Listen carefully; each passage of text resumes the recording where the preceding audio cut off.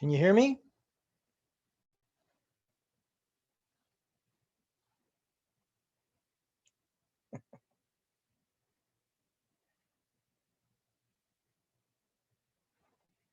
Or do I have to unmute you?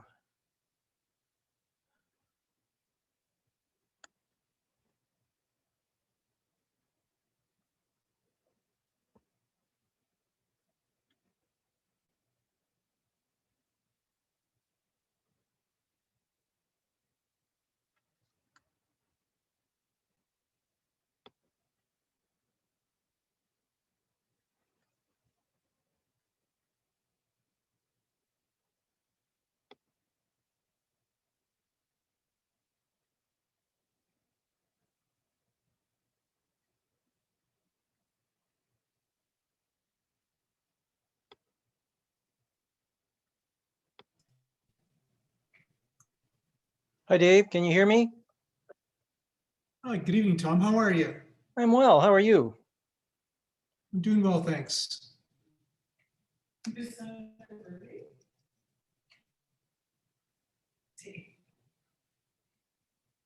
Yeah, it was pretty cold out here, though. It was minus 40 there Sunday morning. Not that cold this morning, but Kind of restores my faith in Mother Nature.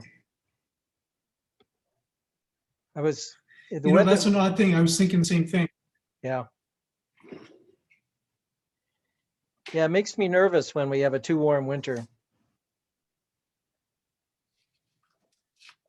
Well, the like Forestry Canada for years has watched the spread of the Pine beetles? pine beetle. Yep. Yeah, and they are limited in years when the temperatures drop below 40 degrees because that's the temperature at which all the larvae freeze in the trees, and it stops the outbreak. And so having those cold snaps periodically each winter is what limits the spread of that bug. But you can almost watch the spread of or the change in regional climates just by looking at something like the spread of mountain pine beetles through the forest. And now they're all across northern Canada in pine forests all across the country pretty much now. So that's a good indicator. Does it have to stay 40 below or more for a certain period of time, Dave? Yes, that's right. They say it's like 10 days or something like that, or at least 10 days of those kinds of temperatures for it to work to stop the bugs. But yeah, I'm not an expert, so I don't know all the details. That's what they say. Well, you guys usually sit up there. I know, but can't. Yeah. Hi, Josephine. What the hell? Hey. How do I? Josephine, there's lots of room for everybody in this meeting.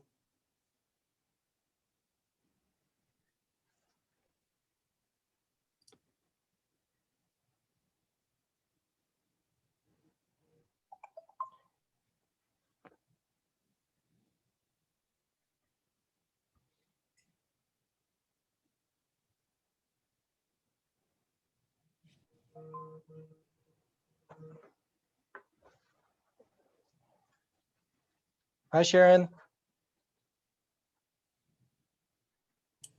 Okay. Hello.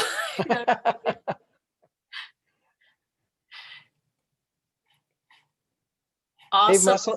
Dave Mussel and I were just talking about the cold weather, of course. Of But course. I know you've been out in it. Today I went out for a walk and I thought I was dressed properly, but I lasted 15 minutes and then I went back in. So last couple of days I did better.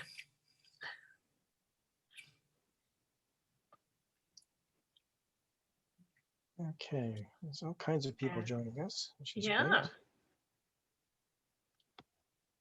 So Tom, how does it feel to be a Zoom expert now? You just jinxed me. Thanks very much.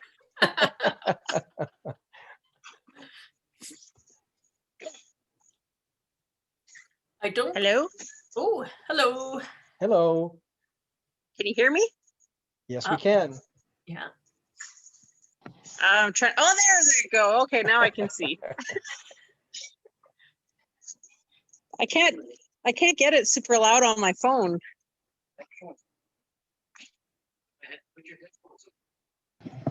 Oh, okay. Hi, everybody. Yeah, I guess I could put my earbuds in. That could help. Tom, I know I said that I Oh, wasn't it's able to fine. make it, but I'm dialing in from work right now. Okay. And when the meeting actually starts, it's going to be, hold on one second. Hi, Lori. Good to see our guest is here. Hi. Excellent. Yes. Nice to see you Welcome. too. Thanks.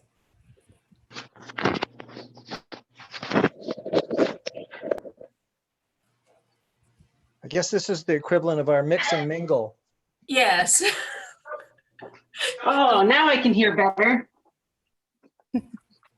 Okay, cool. Yeah, this is a bit Hold on, more where's the little chaotic, dog? but- Here, come here. Come here. Hi, guys. Okay, so I'm Oh, here you're wearing PPE. from work. I'm dialing in from work right now, and when the meeting actually starts, I am going to be driving. So I just still wanted to tune in, but Tom, I emailed you saying that John was going to take the motion Yep. or make the motion for last week or last month's meeting. Right. And yeah, I still wanted to be a part of this, even though I couldn't take the minutes live. So you're all jacketed up there, Secrete. Where are you? Oh yeah, I'm at the IPL site right now. I should Holy. actually be putting my mask on, but yeah. The shack's closed, so I'm fine, I guess. Yeah. So you're out, it's minus 25 according to my latest check of the temperature. Yeah. Like, aren't you happy you're not in Canada right now? Where are you? Ouch, Nova. Jesus. Ow. Here's the crazy dog that's keeping me awake at night. Oh, Oh. She's Oh, she's going all adorable. crazy on me. Nova, say hi. Nova, say hi. Hey, look here. Ah, that's my finger. Ow, ow. Okay, I gotta put her down. She's biting me. Oh. Okay. I don't know. Can you see her? There she is. So Lori, you do your work at the top of a mountain. It must get kind of cold up there. Oh yeah, I will show you some pictures. Excellent. good. Yeah, we got 3 snowstorm in the past 2 weeks, so there was quite a bit of snow over there, and people are not used to it, so we always get accidents. But yeah, so far so good for this year. Do you have trouble with the altitude? Oh yeah, we have to. Well, when I go up, I always give like a safety training to give it a couple of advice to avoid to have like the high altitude symptoms up there. But it's like a Russian roulette. You just never know who's gonna get the symptoms or not. Yeah. So we have to deal with it. Yeah.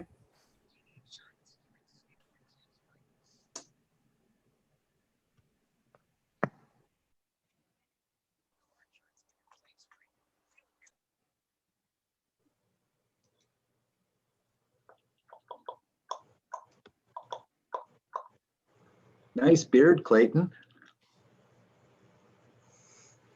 Santa. Please, Charles Darwin. I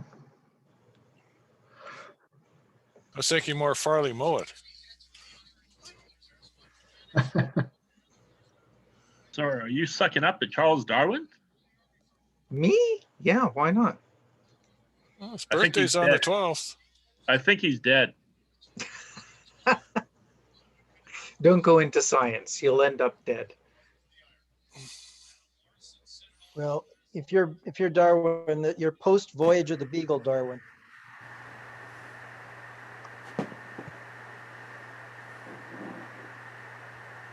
Okay, all kinds of people joining. Yeah, we had an interesting week last week. My daughter gave birth to a baby boy on Tuesday morning, so I got a second grandson now. Oh, Oh, congratulations. congratulations. Congratulations. Yeah. So, Very cool, Clint. yeah, the 3-year-old wasn't too sure about him until he met him on Wednesday, and then he's been obsessed with him ever since. Oh, that'll end soon. Oh yeah, that'll change when he starts to get more attention.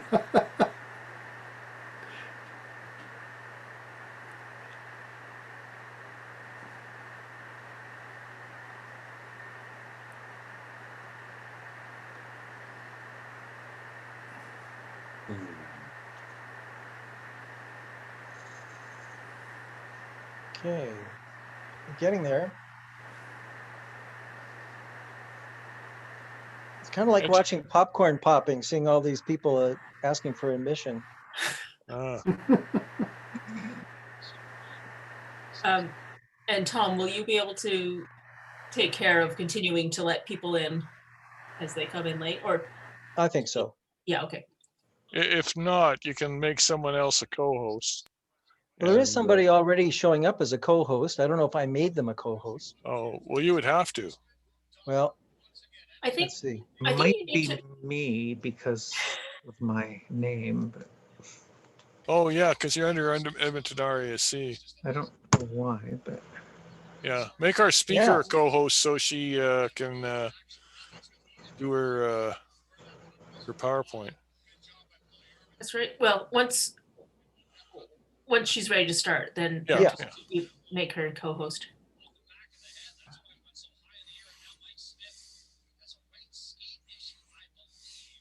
Somebody's listening to the game. Yeah, me. I can't believe it's 2-1. Well, don't. I'm taping it, so don't. Oh, sorry. Jeez, man. Oh, geez, sorry. 3-1. No, it isn't. Thanks, Ross. Keep those updates coming. Oh, God. Here. No respect, I tell you.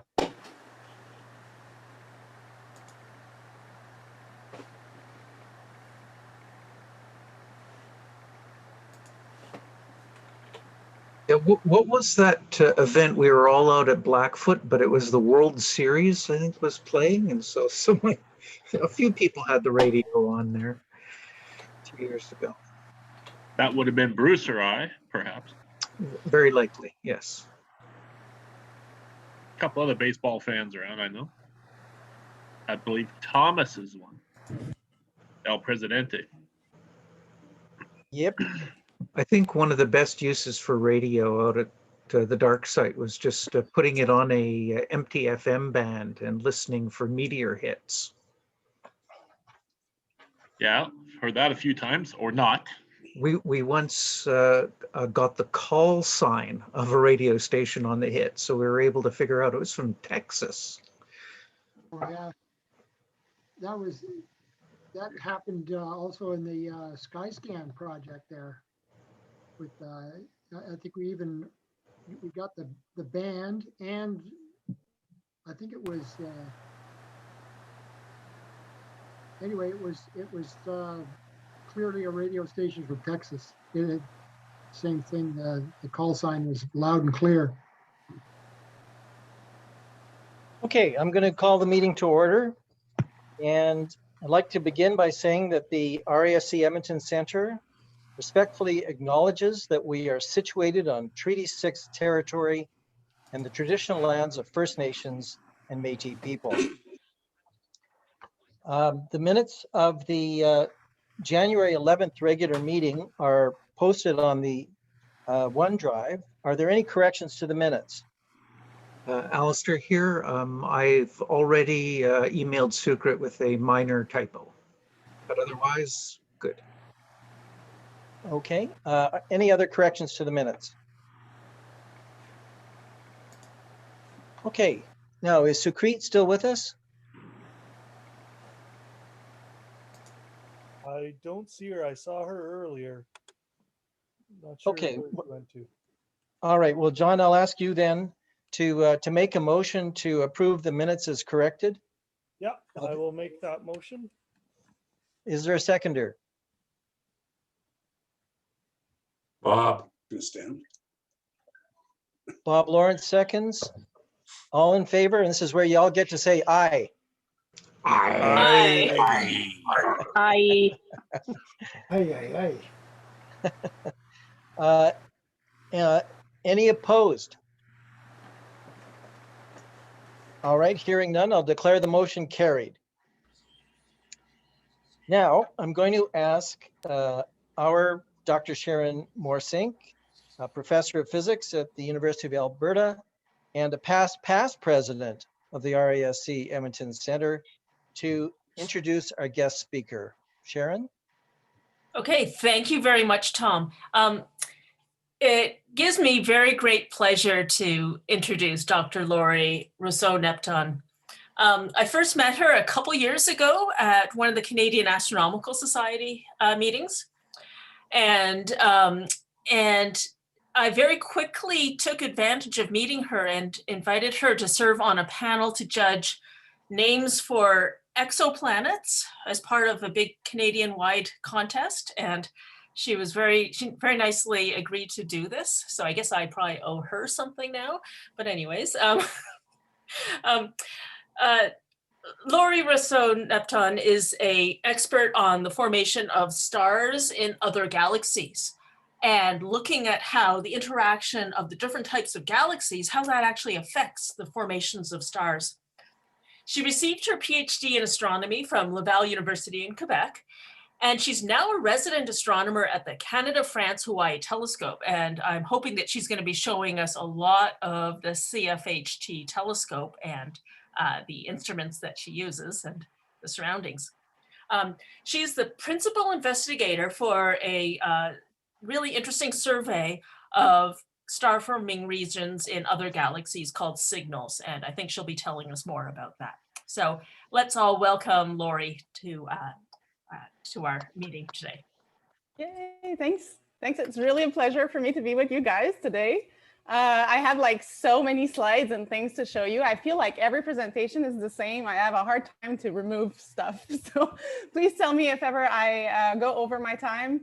I have a lot of nice pictures. I have this presentation that goes from literally the Big Bang until today. And I wanted to show you all of this so that you can grasp very well why I'm doing this survey called Signals. And at the very end, I'm going to just quickly show you what Signal is and what it's aimed at doing. And I'm going to start sharing my screen. So just give me a second. Hopefully it will work nicely. Okay. And here we go. Okay, let me know if you can see my screen right now. It should be working. Yes, that looks good. Awesome. So before getting into the main topic, I wanted to share some pictures with you. So I'm in Hawaii. I'm on the Big Islands. I've been here for 4 years now. I'm originally from the area around Quebec. I lived actually a couple of years in the Wendat Reservation, which is a Wendat reservation. I'm not Wendat, I'm Innu, but my dad's girlfriend is Wendat, so we ended up living in that reservation nearby Quebec for a couple of years. And when I moved here, I was thrilled because it's the dream for an astronomer to be working for a telescope on the Mauna Kea. It's a beautiful mountain. We have 13 facilities up there. And the Canada-France-Hawaii is the one on the left right here. If you've been lucky enough to visit Hawaii, maybe you've seen it from afar. It is, well, arguably the best site on the mountain to do astronomy. So we're really lucky. And this picture wasn't taken this week. It was a couple of years ago, but actually the mountain right now looks very similar like that. We've had a lot of snow. And what is also very nice, you can see the cloud, the inversion layer is right below the summit. Most of the time the clouds are below. So we really have good statistics for the weather and we can observe most of the time. And I went up there last week and made a nice snowman for you guys. So this is Pierre Pouaca. We named it with an Hawaiian and French name. And there was a couple of people also doing snowboard up there, believe it or not, at high altitude. I don't know why some people would do that, but yeah, it's the only place where you can actually either ski or snow or slide. So we always have a lot of people every day going up there just to try to get one slowed down. So it's really fun. And that's another picture where you see the telescope here. For those of you who might recognize them, you have the Keck telescope, the Subaru, this is our RTF, and again, those nice clouds right below, which is where we want them to be. And if we go inside, this is our telescope. And I picked this picture because also we can see CITEL, that's the camera I used for my work. We have 5 instruments here at CFHT. CITEL is one of them. Just to give you an overview, we have some imaging cameras, infrared and visible. And we also have spectroscopy, high resolution spectroscopy in the visible and the infrared. And CITEL is like the peculiar beast that do both. It's both an imager and a spectrograph at the same time. And if I get to the end of my presentation, I'll show you what the data look like. But it's an amazing instrument. It was built in Canada. I participated in developing CITEL. And that's one of the reasons why I ended up here doing research at the Canada-France Hawaii Telescope. So when everything starts and we can put everything in motion. So this is basically a typical sunset, around the sunset time in the dome. So a slit is opening, takes a few minutes. We have dome bands since a couple of years now that helps us to regulate the condition in the dome. And in a few seconds, you're gonna see the dome rotating and those bands are gonna open on the side here. And we have about 50 employees making everything work, so I'm not alone. Most of the time we can solve any technical issues and observe on sky all night long. And in a few seconds, we're going to see now the telescope moving and pointing toward us. And you're going to be able to glimpse at the mirror. There we go. And that's our nice mirror that we just recoded, by the way, in October. So even during COVID, we got all the employees, about half of our employees actually, about 25 people, to work for a week up there at the summit to do the aluminization on the mirror. So that's a very challenging task. It has to be done every 3 years to improve the reflectivity of the mirror. And we did it and succeeded in 5 days, which was really short. We were so happy. And okay, so this is a video that shows the motion of stars at night above the Mauna Kea. And I'm starting with this because astronomy started with the naked eye observations and the motions of the object that we were able to observe with the naked eye. And there was so many discoveries that were actually made just by observing and time and careful observation. And all the different communities around the world, including Canada with the First Nation, so many things were discovered even before the telescope and the astronomical tools came in. And we have so many clues of those knowledge and those advances that were made. And these are just a few examples of the things that I think really speak for themselves on how well the different people around the world, from Stone Age to Central America, Chinese, Egyptian, and Hawaiian, knew how to use the stars for traveling. They knew how to use the stars to track some very specific moment in time. And it was really, really important. And this made really astronomy the oldest science in the world. And then came the tools. So the first telescopes, from the smallest ones to the biggest ones, up to some that are up above the highest mountains and up to space. And with these changes, we really pushed what we could see and what we could understand. And 100 years ago, when it all started, the first things that astronomers looked at and discovered quickly are those really fuzzy objects that we now call galaxies. But this is an image of Andromeda, as you would see probably with just a pair of binocular or a small telescope. And right away they could tell if this wasn't a star, this was different, and there was something to learn about it.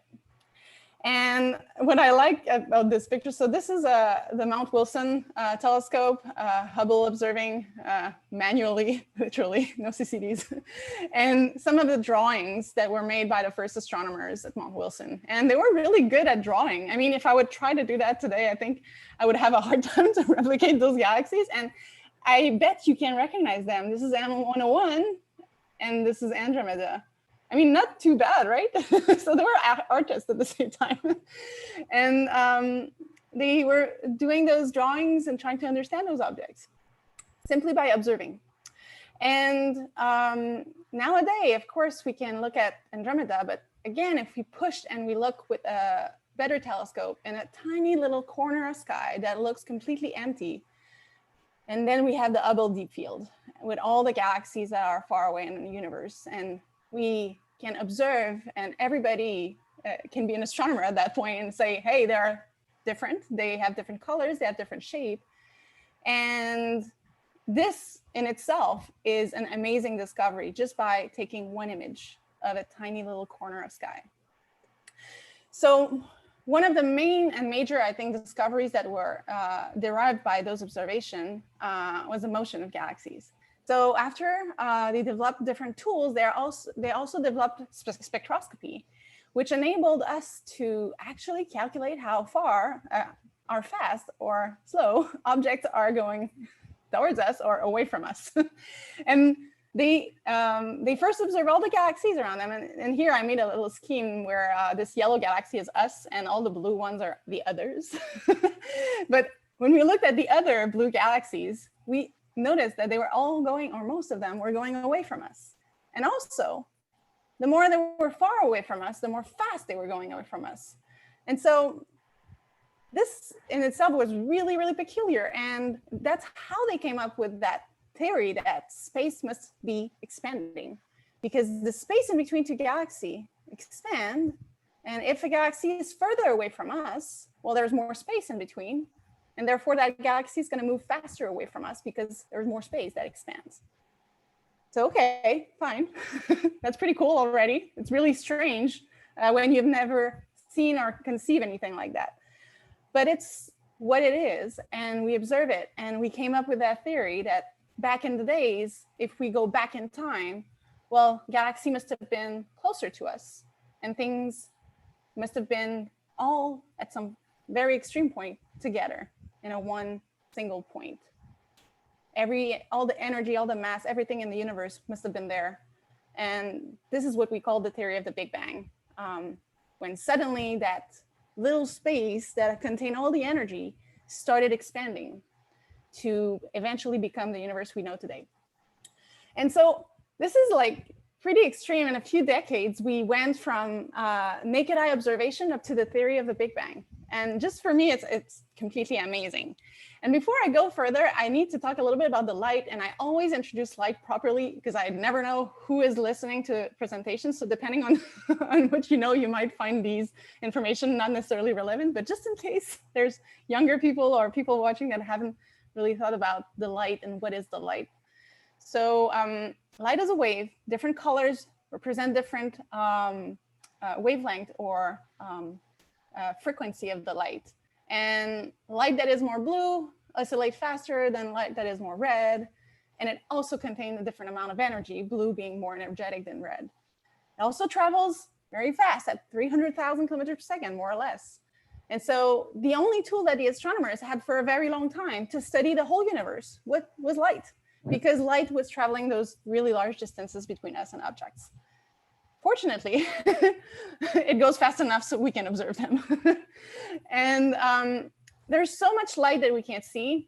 And telescopes also enabled us to see those different regime of light that was not accessible before. And okay, we know the X-ray, UV, infrared, microwave. But if we go into the very extreme, the gamma rays. And you remember when I was saying that the Big Bang, everything, all the energy, all the matter of the universe was concentrated in one point, which was probably like a big soup of light and elementary particles and nothing that we can really conceive. But back then, the light was so energetic in that point that it was probably in the regime of the gamma rays. And when we look at the light, because it's still there, that light that was in the universe at the very beginning. When we look at that light nowadays, it has also been expanded or diluted by the expansion of the universe. And instead of observing it in the gamma rays, it's now in the microwave. And people had theorized that way before, actually, it was observed with microwave telescopes. And this is a very nice microwave telescope from the 60s. They look a little strange. They have this cone of metal. And the first researcher that point that telescope towards any point in the sky were expecting to see that light. And they actually got it. They discovered the light from the Big Bang. And this was revolutionary because it was proving that we were on the right track on our understanding of what's going on out there. And this is an image that is very well known as the cosmic microwave background. So if you put the signal that you observe in all directions in the sky of that microwave radiation from the Big Bang, this is what you get. And you see some darker blue spot and some warmer hot spot that have a little bit more energy. And those fluctuations are also a very whole topic of studies for cosmologists. I'm not going to go in there today, but it is actually really interesting, the studies of those variations. And I also like to mention that, well, I don't know if you guys probably, you've all seen a catalytic TV, unless I'm talking to the younger generation, they have not seen it. But those TV were actually capturing a few fraction of the signals when you were tuning in between two channels was coming from that microwave background. So we were observing it the whole time with our TVs. And so the universe has now changed so much since that very moment with all the energy, when all the energy was concentrated in that like soup of like elementary particles up to today. And we're gonna try to dive in and to do those different steps. And everything that actually got into motion after a certain point was mainly driven by the force of gravity that helped passing from that soup to the galaxies and the stars. And gravity is just so fundamental and important. We feel it every day, but it's kind of hard to imagine how it would have been back then. So nowadays we have simulation that allows us to do that. And those simulations made in computers basically are counting billions and billions of particles, of mass particles, and they integrate the equation for the force of gravity and enables us to predict what had happened. And well, for every particle is attracted by other particles in the simulation, and it is how structures are created. And in that very short animation, we see some filaments building up with time when all the particles gather together in those filaments. And those simulations are important because by comparing them with observation, we can figure out if we understand well those principles. And so those filaments got created quite quickly in a few hundreds of million years at the beginning of the Big Bang, after the start of the expansion. And within those filaments, the first more massive objects started creating the first stars, arguably maybe some black holes, and galaxies, of course. And in this simulation that you're looking at, we have more particles, more space, and we can see all these filaments. And the more bright spots are areas where galaxy will start forming. And you even have where filaments are crossing the first galaxy clusters. And within the same time, stars were forming. So the first stars, and this is just a short video that shows the motion of the gas in some little corners of that simulation. A little bit at the same time everywhere, some gas would get into the right condition to create an object that would be massive enough to become a star. And what is also very nice in that video is that you see that as soon as the star light up, it also warm up the gas around it and create like a bubble. It looks like a bubble of empty space, but it's not. What is happening is the light from the star actually warm up the atoms and the molecules, breaks up the molecules and eventually excite the atoms into a certain state, and they become, we call it in astronomy like optically thin, but optically thin just means that the light can go through without being bounced around. So you can see through. It's translucent, basically. So it creates that bubble around it that is translucent to light. So light can then start to travel large distances. And this actually happened about 300 million years after the expansion. And it is really important. And so those first stars were built up, the first little particles that were available in the universe. And we're talking about hydrogen and helium, the first smallest atom of the periodic table. They started shining. It's the first time light could travel large distances in the universe. So it's not the first light, but it's the first period of time where light could really go far. And I like this picture. It's like an artist rendering of what it might have looked like. So galaxies were small, irregular, forming a lot of stars. Those stars were different. They were more massive than what we know today. And it really looked strange and different than the universe around the Milky Way. And it took time for all of these objects to reorganize into more massive objects, more massive galaxies, and up to a point where it looks more like the zoo of galaxy we know today. And all of this happened with merging, galaxy merging with each other, and also accreting gas. And this is a picture of a galaxy merger, but there are also out there a lot of simulation, computer simulation, replicating this process as it is happening. And in this video right there, you see the gas slowly creating small galaxies, and they all interact with each other by gravity. The blue is like the new stars, and with time you're gonna see some red appearing, and red is the older stars in that simulation. And we have now like a spiral galaxy. We can recognize this shape. And of course, there are other galaxies that gets a little bit bigger. And at the very end, we're gonna get an object that is more massive, more Milky Way-like, more like our galaxy, with spiral arms, with a nucleus, like the center of the galaxy is more bright and dense, contain more older star at the center as well.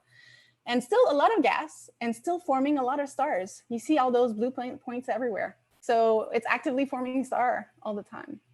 And remember, when we look at a simulation like that, a galaxy, a typical galaxy like this will rotate on itself every 250 million years. So it's really accelerated. Every time it goes around itself once, it's 250 million years. So we've seen a couple of giga years over there. And now we have all these galaxies with different shape that we have classified in elliptical, spiral, some with bars, some irregulars, and so on.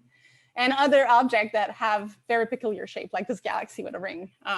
But we know why they mainly have those structures. It could be by interaction or other phenomenon that creates those interaction, like in this collision here. And now we have those massive clusters of galaxy that contains galaxies that could be 1,000 times larger than the Milky Way. So the Milky Way is not the largest galaxy in the universe, believe me, but it's definitely not the smallest. We have around the Milky Way, the small and the large Magellanic Cloud that are also very small. It's 1,000 times smaller than the Milky Way. But on the other side, you also have galaxies that are 1,000 times larger. And within each galaxies, big or small, stars are forming. And this simulation now shows a cloud of gas that will evolve up to a point where it's going to start forming stars. So again, the main force here is gravity, but the gas needs to be triggered to collapse, and gravity wins at some point and eventually form those objects. And in the simulation, you're going to see those tiny little white dots that are stars, and they're kind of getting catapulted on all directions, mainly because of gravitational interaction with other stars. So there's multiple objects in there, and they sometimes catapult stars away.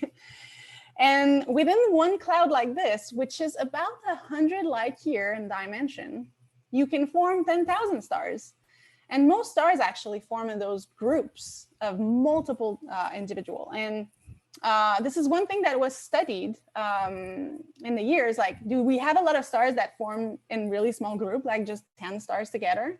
Or do they mostly form in really larger group? And we also have objects in the galaxy, like the globular cluster, that have formed like literally 100,000 stars at a time, or in subsequent generation, but all together in a very tight globular cluster.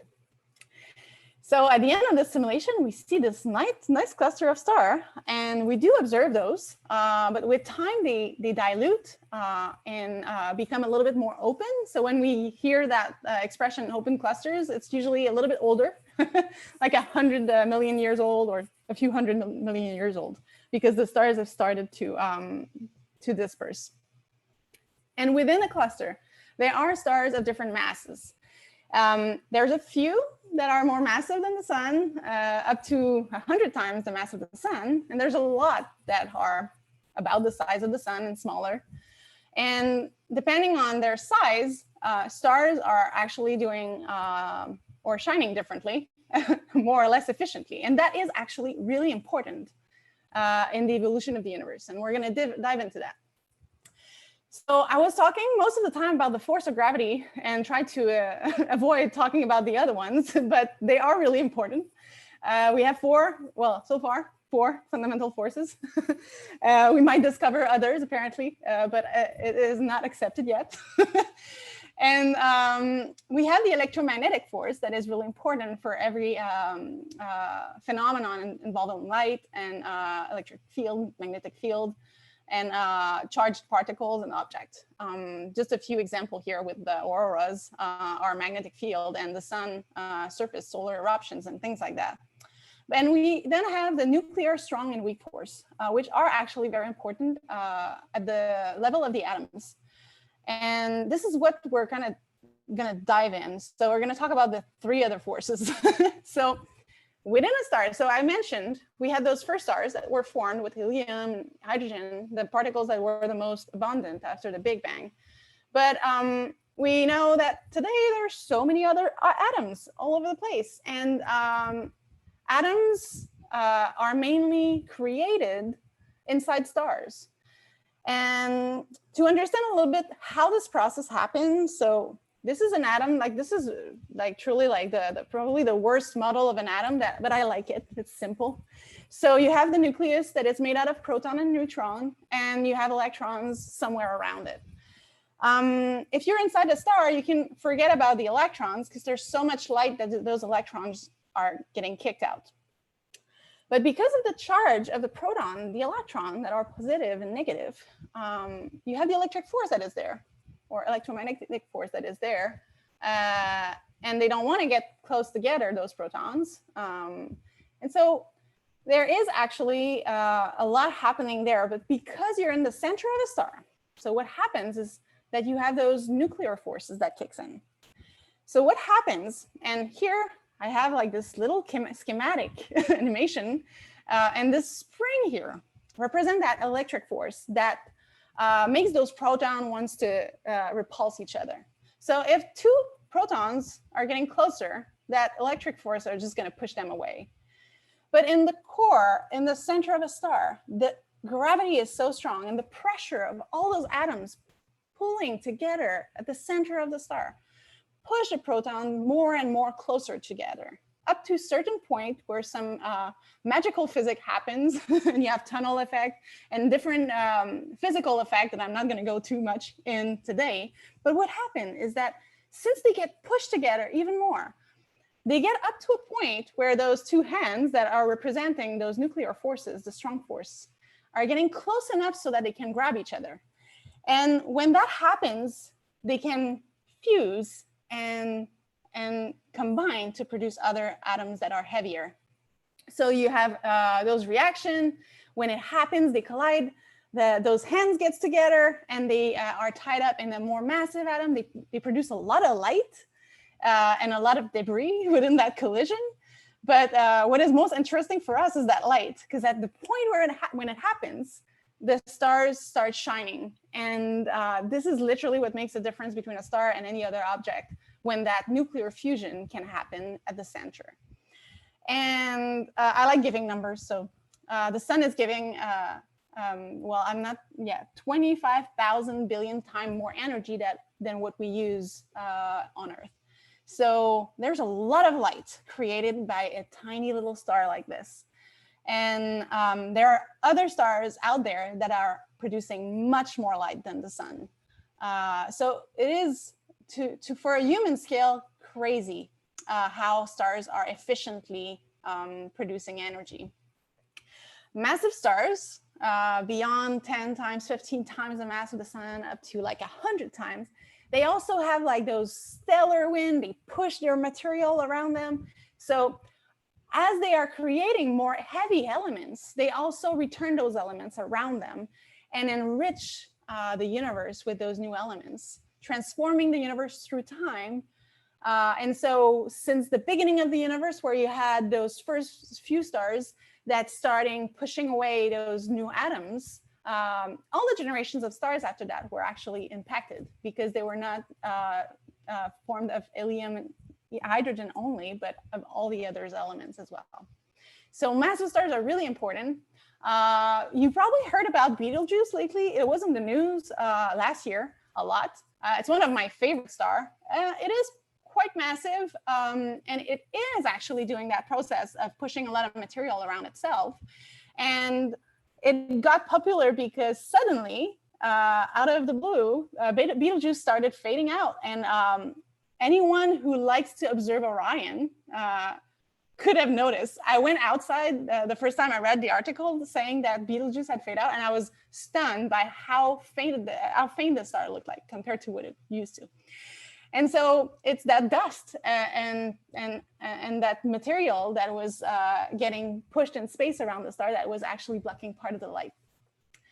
And eventually Betelgeuse is one of the candidates that will explode into a supernovae. And those phenomena are also very important for the enrichment of the universe and pushing those new elements all over the place, and also creating others during the explosion. And other stars, like the sun, will end up a little bit differently. They eventually burn their fuel, get into different stage of nuclear fusion, and they inflate, and they still push their material out there and participate into that transformation of the interstellar medium. So this is a few images of those planetary nebulae that everybody loves to observe. They're pretty, and the thing is that even if the low mass star like the sun don't explode and push all those elements all over the place, there's so many stars that are like the sun, very low mass, that they still contribute quite a bit to that process of enriching the universe. So they are really important by their numbers. And so this whole process that I call the cycle of life for stars, so it really like, it recycle the elements produced by other stars that are pushed somewhere else in the galaxy and will eventually form new stars that will be different. And this is actually really important because we can only explain the stars that we observe today through multiple generations of stars that have been enriching the interstellar medium to enable the stars to look like what we know today. And okay, so now I want to push you into another thing. I have like 10 minutes to go, or I hope you have enough time. So I'm going to try to dive into another concept that I think is completely mind-blowing. And I want you guys to follow me here because there's a couple of steps to get there. But if you get there, you're going to have a lot of things it's food for thoughts. So yeah, I'm sure you're going to like it. So molecules forms in space. So those atoms that I was talking about, they can combine to form molecules by interactions in space. So eventually, when you have a star that explodes, of course, the gas is warm and it's just atoms, but eventually it cools down. And when it cools down, those electrons come back. And once those electrons are back in, they can interact and form molecules by collision with other atoms. And there's so many molecules that exist out there. They're usually more simple than the molecules you'd find on Earth, because we have such a large variety of molecule on Earth. But in space, you still have quite a bit of different molecules that are out there and that are forming just by pure collision happens randomly. And light can also destroy those molecules if ever a molecule ends up being close to a star. This is a dark cloud, and inside those dark clouds, there's a lot of molecules that are pretty cold. It's actually where the stars are forming. But eventually a star can form in there, and then the light from that star will again destroy those molecules, and you'll get that pocket of, not empty space, but translucent space where you have those atoms without electrons or losing a few electrons. And then further away from the star, the electrons can come back. It's a little bit colder. And then again, in the far back, shielded by the rest of the atoms that are in front, some molecule can remain safely there, protected from the light of the star. But if a particle of light hits a molecule and it has enough energy, it can still destroy it so that molecule can be separated and become free atoms again. So this happens a lot in space. And before I go further in that, we have in the solar system the Oort cloud, which is that cloud of comets that is at the very edge of the solar system.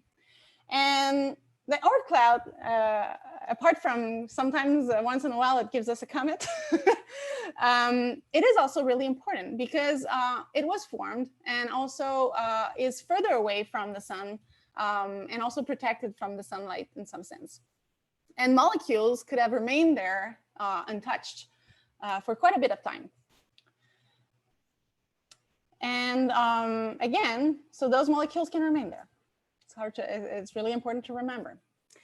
But then, and this is the second step of that whole thought process that will blow your mind, so be ready. So in space, we have those atoms, we have those molecules, and some molecules are special. There's so many of them, but some of them have a property that we call replication. So they can't replicate. And so they don't replicate like robots would do, like with an AI system, don't be worried. So those molecules, if ever, collide randomly with other atoms, they tend to form a copy of themselves. So just by random collision, the likelihood for that molecule to form a copy is high. And also, those molecules, if ever a tiny little particle of light comes in and hit that molecule, it will actually split it at the very point, like the mirror, where the molecule is actually a mirror of itself, and separate it. Of course, you need the right energy, but in space, you have billions and billions of molecules everywhere. You have light also everywhere. So this process can happen quite efficiently, actually. And then again, with some random collision, those molecule with the property of replication can form a copy of themselves. So for some reason, in space, when you observe molecules, you see some molecules that win that game of building themselves. And some are more efficient at doing it than others. And there is one molecule that we know on Earth that has developed an incredible ability to replicate itself.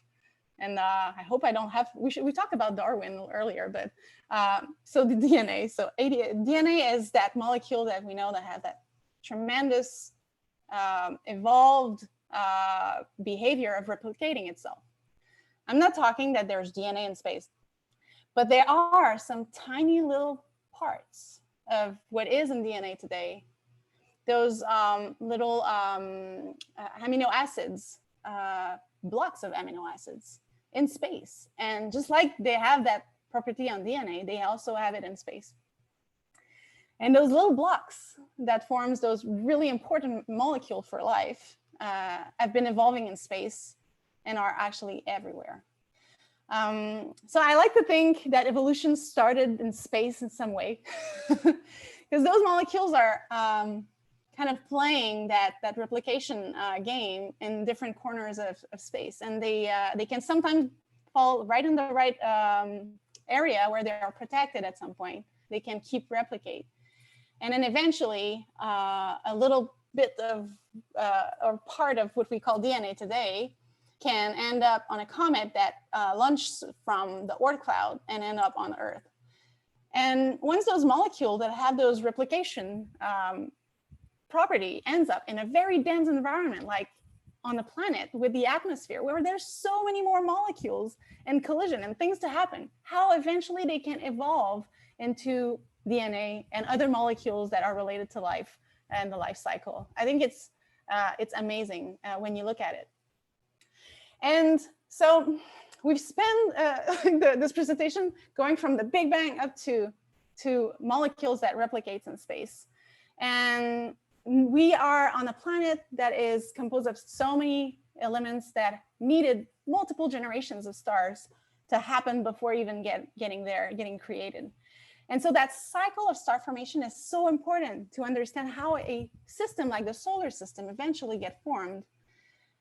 And from the Big Bang to the evolution of the structures with gravity, to the first galaxies and first stars, and then those cycles of stars up to today, the first solar system with rocky planets with the right composition and the right conditions that might have led to the formation of those molecules that eventually created life.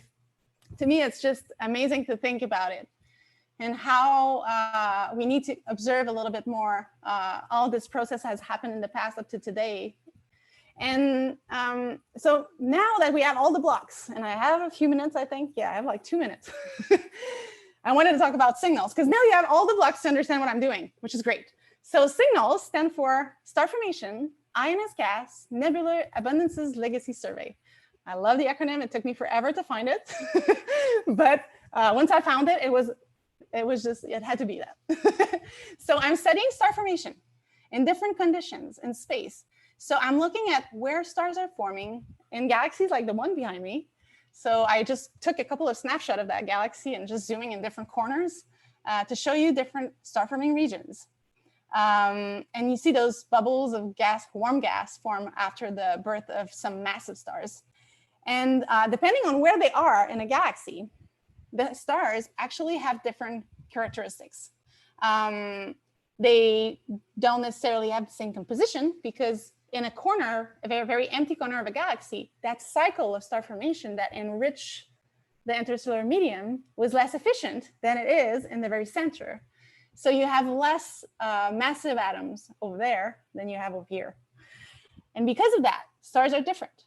And they might also have less or more planets, or planets might have different properties. And also I'm looking at different galaxies that have different masses. And these 3 images were taken with CITEL of galaxies that are actually at different distances. I'm gonna put them at the same distance at about 9 megaparsec so you have an idea. So those 2 galaxies, even though this one looked really massive, it's not. So if I put them at all the same distance, they're pretty small actually. And this one here, NGC 628 is my favorite galaxy. It's about the size of the Milky Way. And it contains thousands, it's actually very actively forming stars. It contains thousands of star forming regions. And so depending on which galaxy a star forming region can be and where it is in a galaxy, I'm studying those characteristics to understand what the stars look like. And I'm doing that using CITEL. So CITEL is, like I was saying, an imaging and spectroscopy built together. So the data, instead of being an image or a spectra like the rainbow, it's both. So the data is a data cube where you have an image, but multiple images forming a cube. And if you go along the cube in 1 pixel and you follow it, you can see the colors of the light. And I'm tracking those signals within different bands of the visible light, and the signals coming from different atoms, from hydrogen, from nitrogen, from oxygen, and I can tell what is the composition in different regions of space and what the stars have been actually built with. And this gives me actually a lot of information to study those regions, and it's absolutely fantastic. And this is just a zoom in on M33 where you see supernovae remnants. You also have planetary nebulae that are those green tiny little spots and all the star forming region everywhere. And it's a survey that will be completed. Well, we will have complete the observation in about 2 years. It's a 4 years in total, and we've started it 2 years ago. So I'll keep you informed, like as soon as we get the survey done and some results published. But we are starting gathering those star-forming region, and at the end we'll have 50,000 of them. And in a galaxy like NG6628, this is a video from the STEL data. You can see those star-forming region blinking depending on what atoms we're looking at. And you can also feel the velocities in the galaxy, that rotation, because of that kind of wave. It looks like it's a wave coming down and up. And this is an effect of the velocities of the galaxy. And we can zoom in and look at different areas and see how the different star-forming regions look different. And this is all because we've developed that instrument and got to that point where we could target galaxies and see their spectra with really large field of view. So I'm really thrilled by the survey, and we will do things that have never been done before, just because the instrument allows it. And it's really exciting. And I really hope you enjoyed the presentation. And if you have any questions about either the instruments or anything that I've talked about, I'll be happy to answer it. And that's it. Thank you so much for being here. Thank you so much, Lori. I think we could all thank Lori for her great presentation. Thank you. That was lovely. And if people have questions, why don't you, you could raise your hand using the raise hand function in Zoom, and we could get you to unmute your microphone and you could ask your questions. And if you want to unmute right now and just clap and do that, you could also do that.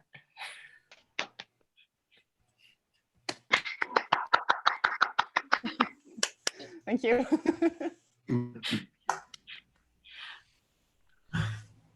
Okay. So Lori, I have a question for you. Yes. Can you hear me? So speaking as an astro imager,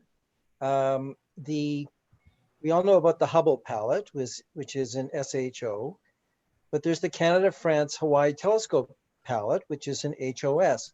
Can you tell me how your organization came up with that palette and why? Oh, you mean the color for the calendars images? Right. Okay. So okay, that's a really good question. Like, I wish I had the guy that did that palette to answer it for you. I'm not 100% sure, but we keep it because it's like it's like a brand feature of our images. So if you look at a CFHT image, you can right just by looking at it, you can tell it's from our telescope just because of that palette. And so I could actually probably forward you the email of Jean-Charles, which is the PI that is doing the calendars, and he's also a very avid megacam observer, so our visible imager, and he's actually helping a lot of people around the world dealing with the data of that instrument, which is a very large field of view. So yeah, it's like 1 degree. It's a really massive field of view. Okay, thank you. We have a question in French. Would you like to ask your question in French? Oui, bonjour, merci beaucoup. C'est une très bonne présentation. Ton anglais est beaucoup meilleur que mon français. Une question pour vous. Quelle est ton étoile plus favorite que on peut voir avec un télescope petit ou un objet? Ouais.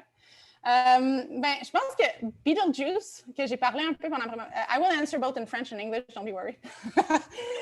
Betelgeuse est mon étoile préférée juste parce que c'est une étoile supermassive. On la voit. Elle change d'intensité. Elle a des trucs qu'on peut voir même à l'œil nu.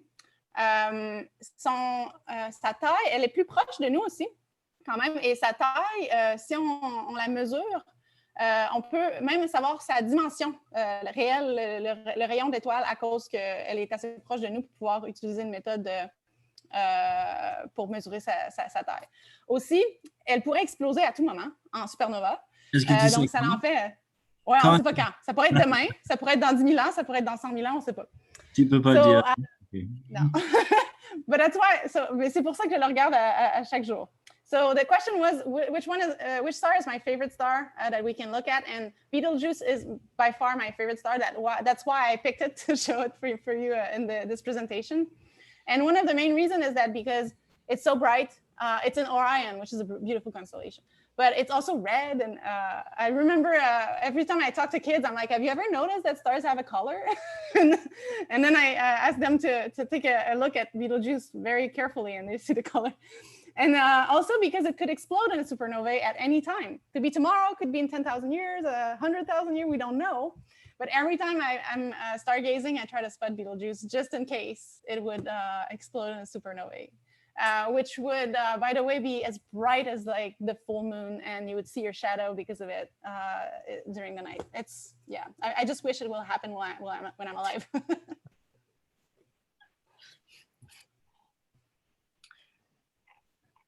Okay, do we have some more questions?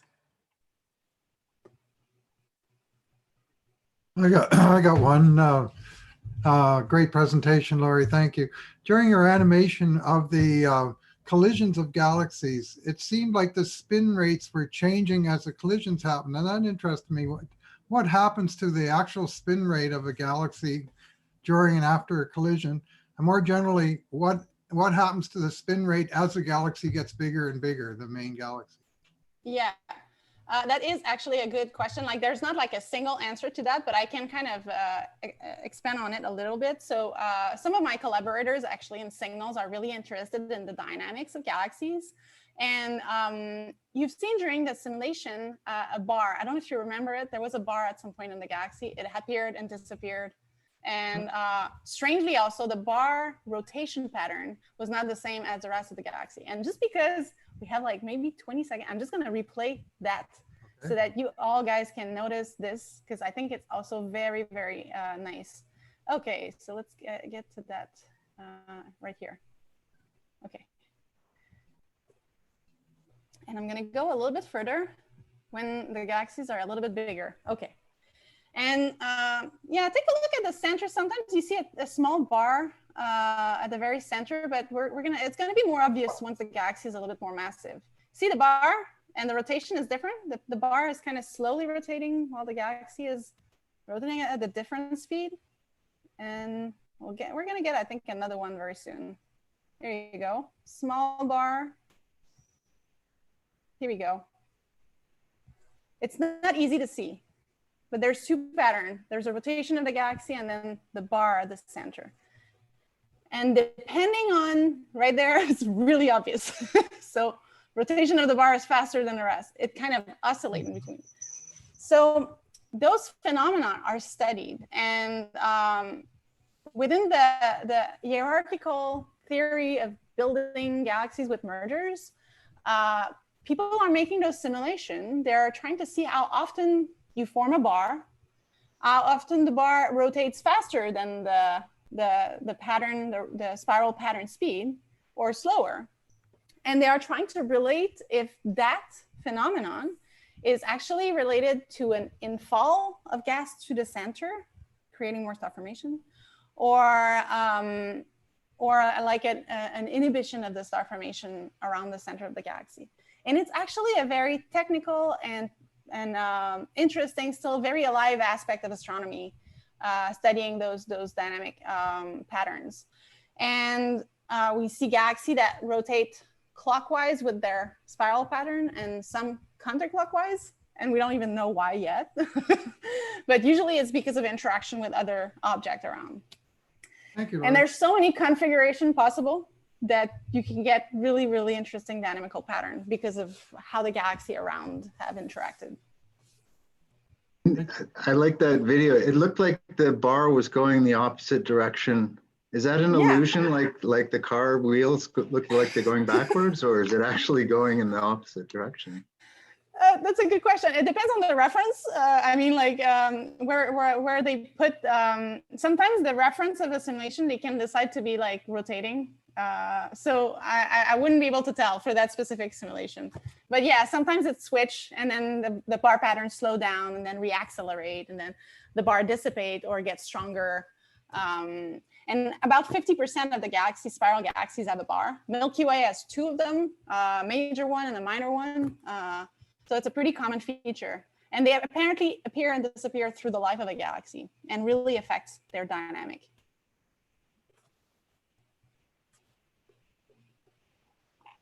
Did you look at like the metallicity of stars and how that affects things? Can you talk about that? Yeah. So in the center of galaxy, like here, you have more metals, okay, more of those heavy atoms.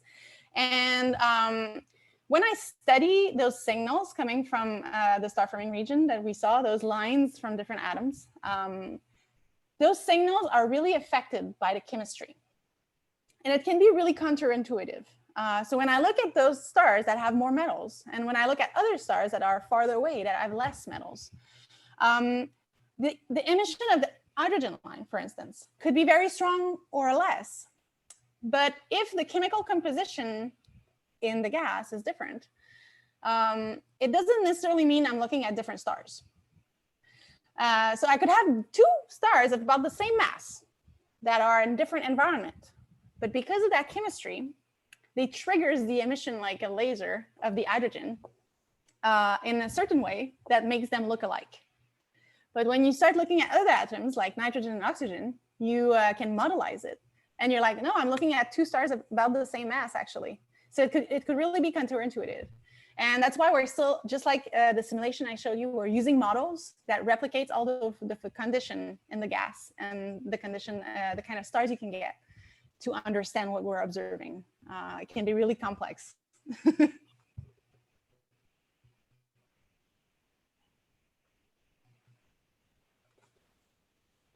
I was wondering, maybe if it's okay if I could ask a question too. I'm just wondering, like, you're interested in star formation and you are doing this amazing survey of galaxies, but are you only looking at galaxies that are having a lot of star formation? Or because I think you probably have lots of interesting information from older galaxies too, like, and globular clusters and stuff, or? Yeah, I'd say it's we have picked a piece of the puzzle and we're trying to fit that one, the big scheme, but there's so many things that are interrelated. And with signals, we're actually hoping that we're going to help other subfield of astronomy, like you mentioned, to understand what they have. So back in the days when they didn't have the tools like CITEL, when the images were not high resolution, where you couldn't really identify object and dissociate object, it was hard to figure out what the star formation was like when you were looking at faraway galaxies. So we are limited by distance. So if a galaxy is too far, we can't really tell in detail what's going on into it. So with signals, since we are looking at really nearby stuff, we have a very nice picture of all this. So we're trying to get this nice view to give to the people that observe those faraway galaxies a better estimate of what's going on. So what kind of galaxy are you looking at? How much star is forming globally? Then according to signals, this is what's happening. But by just looking at their data, it's hard to tell. So we're gonna help cosmology. We're going to help people observing those globular clusters that are forming in very specific conditions that are more like the early Big Bang condition, if you want. So those globular clusters might form like more similarly to stars that are a bit farther away than the center of a galaxy. But I don't know that yet. So I need the data to be able to, to tell you that. But hopefully we're going to help a lot of things as well. Fascinating. Do we have any other last questions? Okay, I think let's all thank Laurie again. Yay, thanks everybody. So thanks so much for joining us, and that was wonderful. And I guess probably I'll turn this over to Tom now. And Laurie, you can feel free to hang around or go as you like, whatever. Welcome to thank you. I'll thank you, all of you, and thanks for the nice questions. And feel free to send me an email if you have more questions that pops out after. I'll be happy to answer them. Thank you. Thank you very much, Laurie. Appreciate it very much. Love your enthusiasm and expertise. Thank you. All right, so we'll move on now to Astro Imaging Corner. And Abdur is not to be able to be with us today, so we've turned over the duties to Alistair. So Alistair, I'll let you take it away. Okay, thank you. Share screen.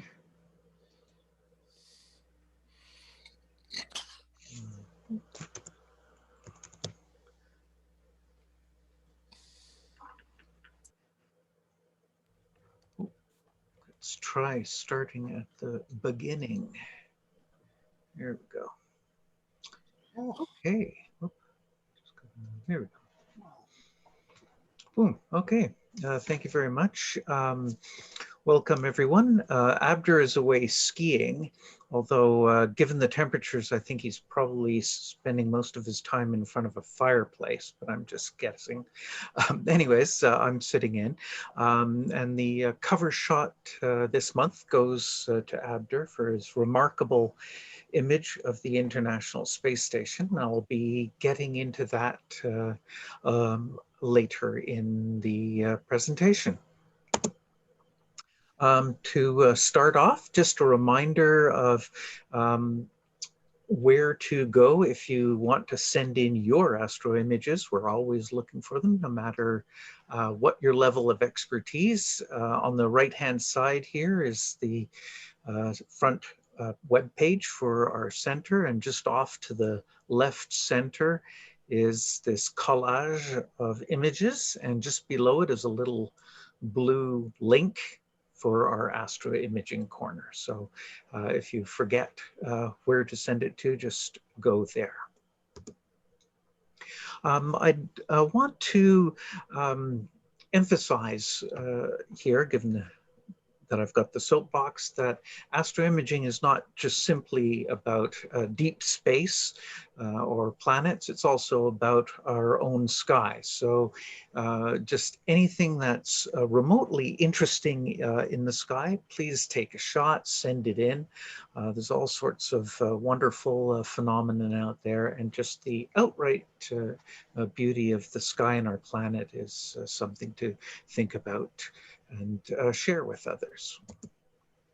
As this morning, Ross captured some sundogs, and as some of you know, it's a weak spot of mine. I love ice crystal halos, and the cool thing about his two images, he's sent in one of them that was out of focus for the distance, but actually focused in on the ice crystals right in front of him. And the important thing about this image is that it actually shows the cause of the sundogs. It's the ice crystals, the sunlight refracting through the tiny ice prisms and spreading out into colors. There's also not a UFO, but an ILR, a identifiable lens reflection in the image there. And yes, depending on how you move the camera and that kind of thing, it can waft about and change position, but no spacecraft there. I also want to emphasize as well that just about anybody can take a shot that's worthy of showing in Astro Imaging Corner, just a single image taken through a smartphone or a DSLR. And the neat thing about a setting moon just around sunrise is that both the landscape and the moon can be lit up, and you can get both just with a single shot without any fancy processing. The key thing here is to find some way of presenting the moon in an interesting and artistic way. And I think both Berta and Josephine have done a lovely job with that. Keeping on the theme of relatively simple photography, sitting on a tripod, a camera, you can even do this with a smartphone propped up on the roof of a car. and setting the countdown timer to go. But in this case, it was camera on a tripod, just a handful of exposures, and then toss them into free software to do the stacking so that the stars don't trail, and the noise of the foreground is beaten back a little bit, so it's a nice smooth image, and very easy to do, and it's a wonderful way of beginning your life's work in astroimaging. And here's another example of where sort of art rules the tripod astroimaging. A lovely image here from Warren, how he's got the backdrop of the aurora. And it's planning, a lot of planning, determination to get out there when it's into the minus 30s. And that artistic bent and framing of the image. Keeping on the introduction to astroimaging, you can get away with just a tripod, no tracking, and you can still shoot the Horsehead Nebula up, just showing up here, and of course the Great Orion Nebula here. And again, all without tracking. And that's the wonders of software, in this case, Deep Sky Stacker, and it's free. And it's just a little bit of determination, get the camera running on an intervalometer. And here we go, 1.6 second exposures. And for 400 of them, and then just tossed into the software, and probably go for a good long cup of coffee, or even let it churn overnight, depending on how new or old your computer is to do the processing. But it's just electrons whirring in a computer, and out comes a really decent image for someone who's just starting out. So that's something that sort of any one of you can do, as long as you've got a camera and a tripod. And you can even do this with the newer smartphones if you prop them up and hold them steady with clamping it down onto the tripod. Also in the tripod area is a shot here from Michael. This is across the river from downtown, McNally High School. And as long as you start using some cool filters that are available, you can start pulling out nebula. There's the wonderful Rosette Nebula up here, the Orion Nebula, the nebula. You can't quite see the Horsehead in here, but almost. And then Barnard's Loop, all from just across the river from downtown. So a bit more data gathering, and you'll be able to really darken the sky on this one. So it's, even if you're stuck in the city, there's some pretty impressive things you can do astroimaging wise. And here we have a view from the southern Edmonton suburbs. Pulami has been just started out in here. Believe it or not, she jumped into the deep end in October. She asked for a bit of help, and I was able to give her some pointers, all at a reasonable amount of social distancing. But this shot she took just last week, 2 weeks ago, I guess, before it got too cold.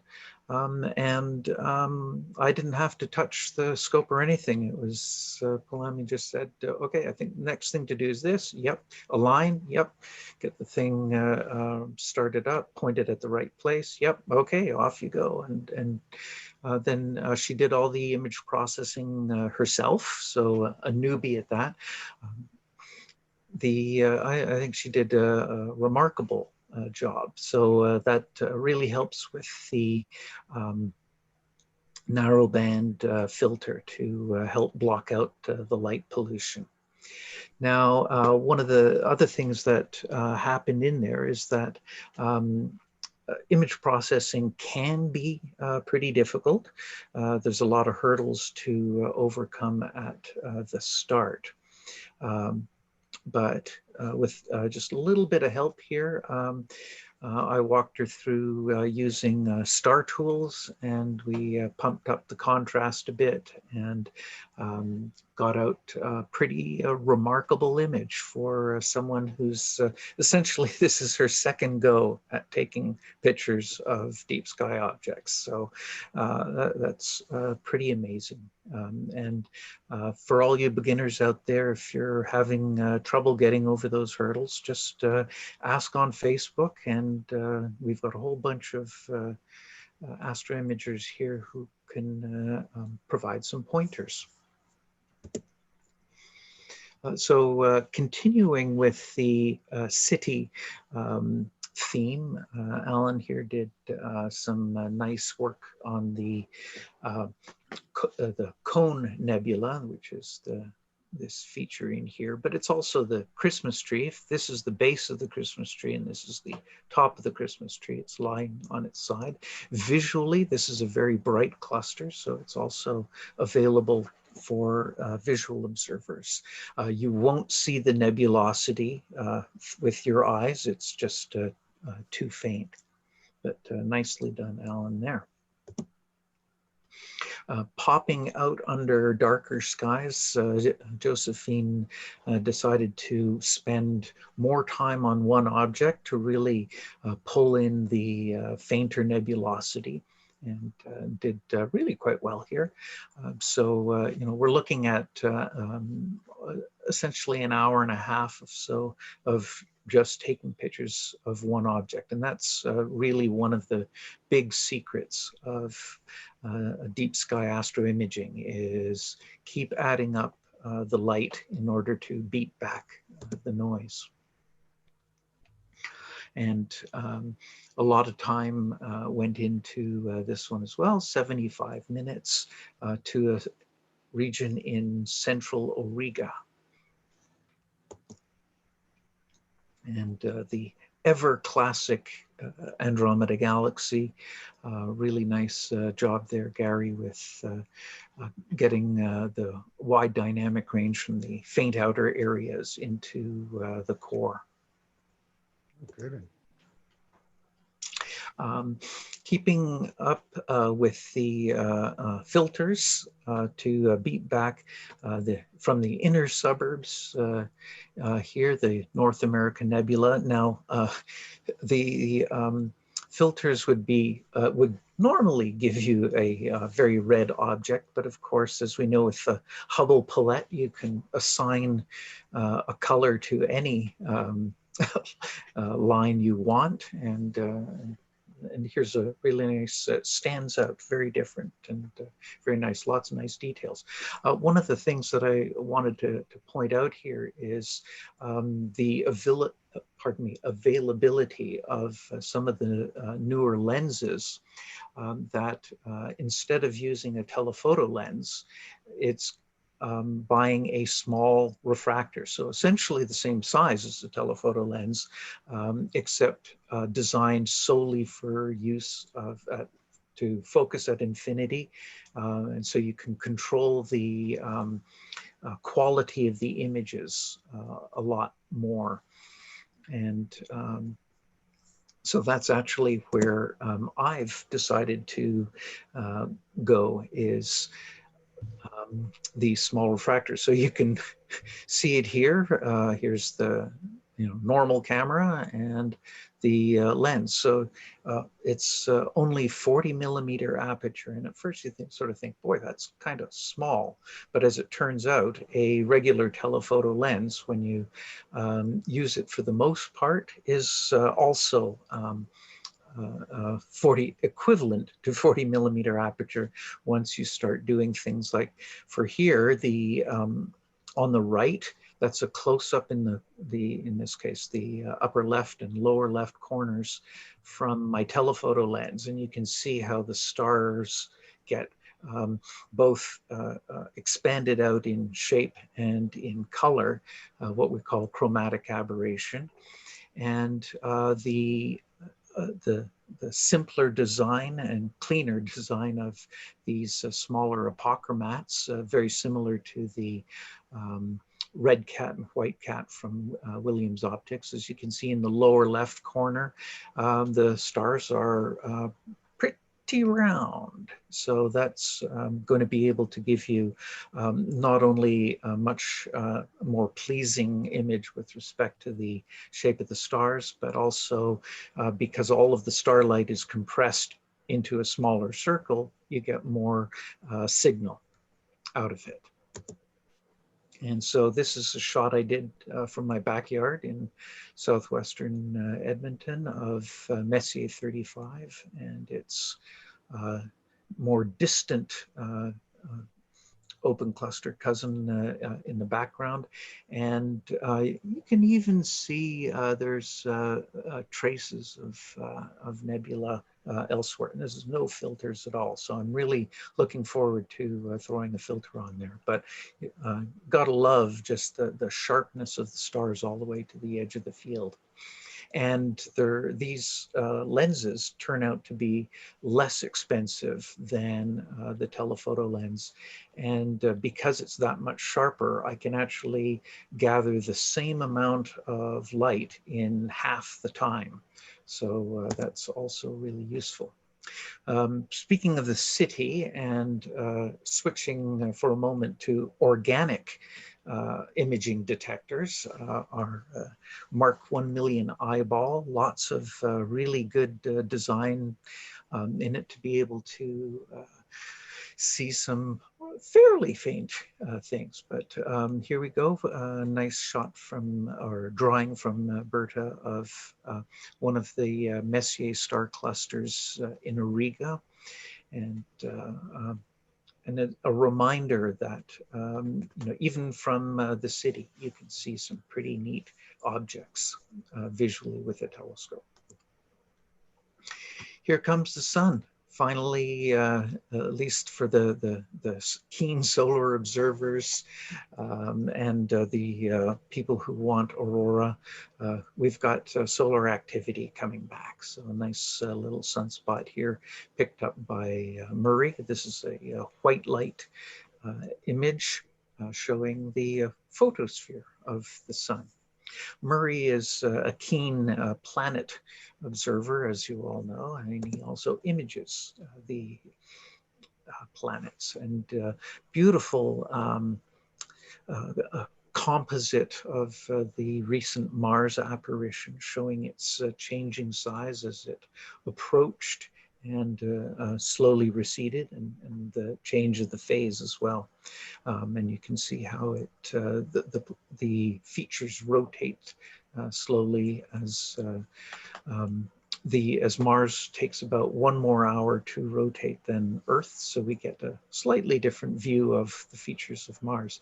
Now, the next thing that Murray did was put in a full night of observing to catch the different faces of Mars, or at least a good, not quite half of the face of Mars here over a 6-hour period. Lots of imaging, and you can see the rotation from one to the other. Those of you who can free fuse stereo pair with the magic eye technique, you can actually get a mini globe out of especially the top 2 left ones here, and get a 3D view of it just with your eyes. Now, going from the shallow sky into the deep sky, we've got galaxies here, and Arnold's been putting his fast RASC 8-inch, scope, throws the camera on it, and away you go. And here are 3 Messier objects, 95, 96, and 105. And 105 is itself a little bit of a galaxy group in there. neat thing, which Murray Hunt, another visual observer in the group, one night out at Blackfoot, was sketching this group in visually through his scope. Here's another shot from Arnold, and a blob sitting in between Orion and Gemini. And still going deep with his RASA. We've got nebular objects in Auriga, nice M38 and NGC 1907, if I remember my numbers correctly. Up in Auriga, another beautiful cluster visible with a scope from the city. And you can even see some of the gas cloud from the city in a 8 or 10-inch scope, although it's a bit of a challenge. Then the ever popular Whirlpool Galaxy, and a little bit more time on that will help beat back the noise and get a great image out of that. So we're just about in spring galaxy season. So now talking about time, Tom Owen put a lot of time into this, or at least his equipment put a lot of time into this. We're a total of 3 hours of collecting light through different filters, and then a lovely bit of processing to bring out the Horsehead Nebula in Orion. And that's the real difference, that the length of time takes care of the graininess. So even really good cameras have noise, and so you just need to accumulate a lot of signal to beat back the noise. And you get a great image out of it. So really nice job there, Tom. And continuing, one-upping himself, 7.8 hours worth of data collection for the Cone Nebula. And you get to pick up all this faint background stuff going on as well. Pretty amazing amount of detail in this. So, well done, and a fairly small scope, 102 millimeters, so that's 4-inch refractor for those of you still in the imperial system, and but lovely detail in there. And again, on the Herculean time exposure, lovely shot here of part of the Flaming Star Nebula. And just a wonderful capture there. We've got some, again, nice thing, 20 hours. How about that for Herculean? The ability to do this digitally allows you to do this over months, even years. You can collect and still add data to previous ones. So wonderful shot showing a lot of detail in the Crab Nebula. So that is a supernova remnant. So the big one back in 1054 AD that blew up. And so one of these days, me too, I'm hoping for Betelgeuse to blow up. Eta Carina will also be good for that, one hopes.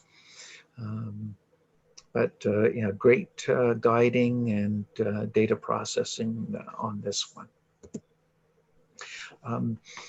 Now to close out, we're going to just have a look at Abder's International Space Station capture. Abder also did a tutorial on how he got from following the the space station by hand through a Schmidt-Cassegrain telescope. Pretty amazing. That's a lot of practice and relatively steady motion to track this. It goes into movie form, which I will show momentarily. And then with some fancy dancy software that's all free, it pulls out the best parts of the image and lets you construct what we see here. And I mean, it's really amazing. The Crew Dragon docked in there, because at first he said, you know, I don't recognize some of this stuff. And it's like, oh yeah, Crew Dragon's there. Pretty amazing detail what you can get as the thing is trekking across our sky. So let's see part of the movie. Now, just to frame it, you won't see the raw movie, which would have a fair bit of shake in it, but you'll see a step one processing that centers the object in there. So there we go. So there's a lot of turbulence, the blurring that goes on with that. And you can actually see the rotation slowly changing. I think I'll just go back up and then hopefully that will start it again. There we go.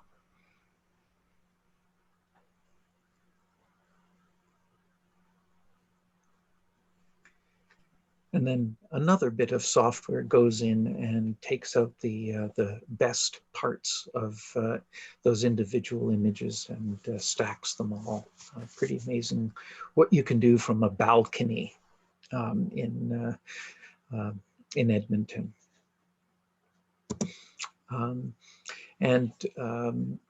Another couple of images from Abder to close out. He's been very prolific this past month. And these are remnants of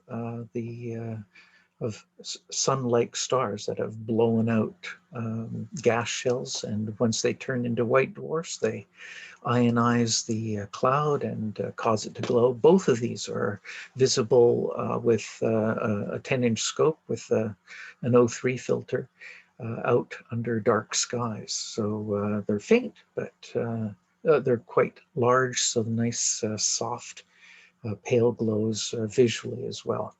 But visually, one does not see the colors that you pick up in with the really neat imaging equipment. And then finally, a shot of the Leo quartet of galaxies. We're entering galaxy season here. Oh, speaking of galaxies, NGC 628 that our guest was talking about, with all those H2 regions. I had a quick look at my star chart, and that turns out to be Messier 74 in Pisces. So beautiful spiral galaxy. Homework for all you galaxy imagers out there with your narrowband images, filters to pick out the ionized gas clouds. So hopefully by next month, we'll see some Edmonton-based images of that wonderful galaxy.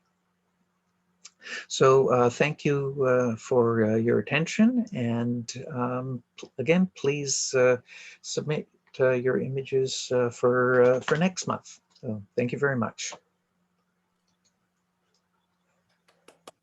Thank you, Alistair. That was an excellent job. Really well done. And congratulations to all of those imagers who had their images put in and submitted their images. And we really have a great astroimaging community in our club. And I hope that even more people will be inspired to take it up and to submit their images as well. Just a couple of announcements before we finish up. Jeff, I think you wanted to, you had an announcement as well. Yeah, I do. This is from National. They are preparing a video program for Dark Sky Week, which is April 5th to 12th. And what they've asked the various centers for is for any sort of pictures or videos showcasing dark sky preserves near our center, which would, for us, would be the Beaver Hills Dark Sky Preserve. If anyone has any pictures or links to videos that you would like them to use, could you send them to my email address? It's on the webpage under Past President. That's all I've got. All right, thank you. And Alistair has asked me to pass along that there's going to be a panel discussion on Thursday, and it's from 7 to 9 Eastern Standard Time. So it would be 5 to 7 our time, on hosted by the Royal Astronomical Society of Canada, called Astronomy Today, Framing the Future. And it's going to be about a lot of things that are in the news today, these days: dark matter, humans on the moon, black holes, exoplanets, and there's going to be a panel discussion. So, and you can watch live on YouTube or register to attend on Zoom. And Alistair, I think you were going to put it on the on our website, were you not? Yes, that's right. So if you go to the center's webpage, edmontonrasc.com, under the main page under upcoming events, it will be listed there with links. And while I've got the microphone here, also upcoming events are our regular Wednesday Zoom meetings. Please go to the webpage to see which ones are coming up shortly. We've got the Observers Group meeting. We've got my introduction to stargazing and Jeff's What's Up the Sky this month. So those are all Edmonton-centric observing Zoom meetings. Right, and our next regular meeting is March 8th. And Sharon, I've forgotten who our speaker is going to be. Did you? We have Eric Donovan, who's a professor at University of Calgary, and he studies the aurora. And I'm not sure if people here are familiar with this phenomenon called Steve. So he's one of the experts on that. So it should be an interesting talk. Excellent. So is there any further business? If not, then I'll declare the meeting adjourned. Thanks everyone for attending. We had great attendance today. We had up to 66 people at one point, so we should all be happy. Thanks everyone. Have a nice night. Thanks a lot. Thank you, everyone. You did a great job hosting, Tom. Thank you. Good night. Good night. Good night. Night.